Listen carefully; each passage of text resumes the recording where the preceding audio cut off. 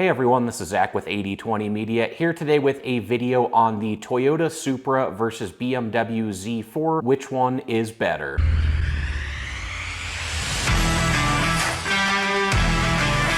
Right off the bat, the BMW Z4 and MK5 Supra, sometimes also known as the GR Supra, are very similar cars. It was actually a joint production between Toyota and BMW to build both the Supra and the Z4. So they share a lot of their design and components in common. They both use the same BMW engines, the same ZF 8-speed automatic transmission, and they share the same chassis as well as many other components. Now, there are a couple notable differences between the Z4 and the Toyota-built Supra, one of them being the BMW Z4 is only available as a convertible, whereas the Toyota Supra is a coupe, and that is the only offering for each of those vehicles. On top of that, of course, despite the similarities, the cars do look very different, and so they do have their own unique designs, and that is true of both the exterior as well as the interior.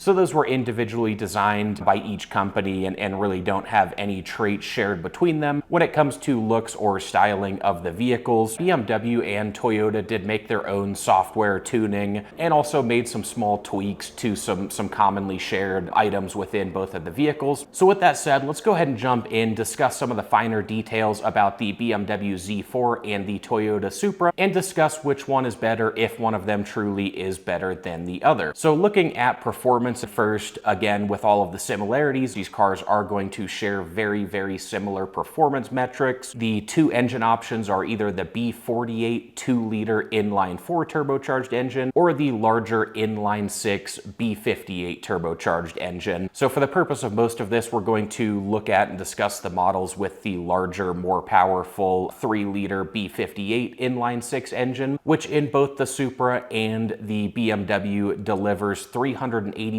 horsepower and 368 pound-feet of torque. That may vary depending on the markets or the specific year. I know early on in the first year of the Supra, it did have a lower power variant of the B58, but they've both been brought up to that same 382 horsepower and 368 pound-feet of torque mark. Ultimately, that means that they have very similar straight line performance. They can both do 0 to 60 in roughly 3.6 to 3.9 seconds, and the quarter mile in roughly 12 seconds flat at about 115 miles an hour. If you test them side by side, you'll likely get slightly different numbers. They're off by a couple tenths of a second, and that really just comes down to external factors like grip, driver, reaction time, etc. These cars are close enough that any tenths of a second off really doesn't suggest any major difference one way or another. Moving on to handling and looking at some lap times. Looking at the Nürburgring lap times, the Supra was able to achieve a time of 7 minutes and 52 seconds, whereas the BMW Z4 was a little bit slower at 7 minutes and 55 seconds. Both of those tests were conducted by the same driver, given they were a year apart, and they had the exact same tires on the vehicle. So the Supra was a couple seconds quicker around the Nürburgring, and a lot of that likely boils down to the fact that the Toyota Supra actually weighs about 200 to 250 pounds less than the BMW Z4. So it does have a little bit of an advantage in the weight department, and ultimately that's probably a large reason why it did turn in a time 3 seconds quicker than the Z4. Moving on to another interesting topic, a cost comparison between the BMW Z4 and Toyota Supra. It is interesting, given that these cars have so many things in common, that they actually do have quite a discrepancy in price. This is looking at 2024 models in both cases. The Z4 with the B58 engine has an MSRP of $65,300 compared to the Toyota Supra 3.0 with its MSRP of $55,400. So about a $10,000 price difference with MSRP. And on top of that, BMW does offer a lot more options on the Z4 compared to what Toyota offers on the Supra.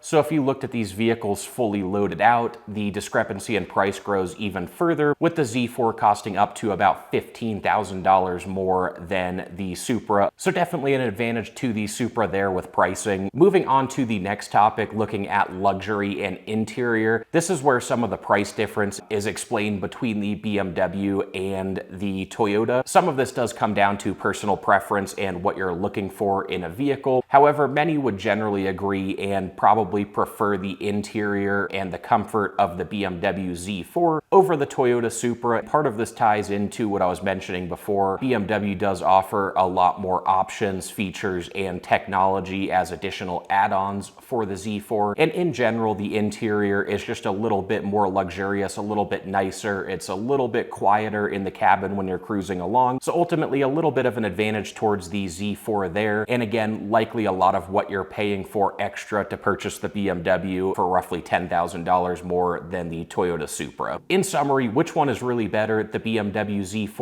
or the Supra? This is something that really comes down to personal preference and what you're looking to get out of either vehicle. There are so many similarities that it can be tough to decide, but again, there are a few things that I discussed that can make that decision a little bit easier, so you can track down the proper car and get yourself into either a Z4 or Supra. A couple reasons in favor of the Toyota Supra: it's cheaper, it really offers the better value, costing about $10,000 less than the BMW Z4. So ultimately, the Supra is a better value at that lower price point, considering these cars share so many components and so much of their design in common. It does seem like a much better value to save $10,000 and get the Toyota Supra. Another reason for the Toyota Supra, if you're looking for a car with aftermarket potential, both the Supra and Z4 are very capable, but obviously the Supra has its legendary reputation from back in the day with the 2JZ on the MK4 Supras. And so for that reason, the Supra does get a lot of tuning and aftermarket support, and there are already a number of these Supras that have been pushed to crazy levels, and there just really isn't anything like that for the Z4. So ultimately, if you're looking for a tuner's car or something to modify that has great aftermarket potential, the Supra is likely the better car between the Z4 and Supra. And then last but not least, again, the Toyota Supra is going to weigh about 200 to 250 pounds less than the Z4, and so that makes it the slightly more nimble, performance-oriented car, especially when it comes to straight line performance or handling around a racetrack. A couple reasons for the BMW: again, the interior is a little bit more luxurious. It's a little bit of a more comfortable, quieter vehicle compared to the Supra, and ultimately it's available as a convertible. So if you're really looking for a convertible, that's going to cross the Supra off the list and really make the Z4 the better pick out of the two. Anyway, guys, that wraps up our video for today. If you appreciated the content, please hit the like button, subscribe to the channel, and check out the description below for more.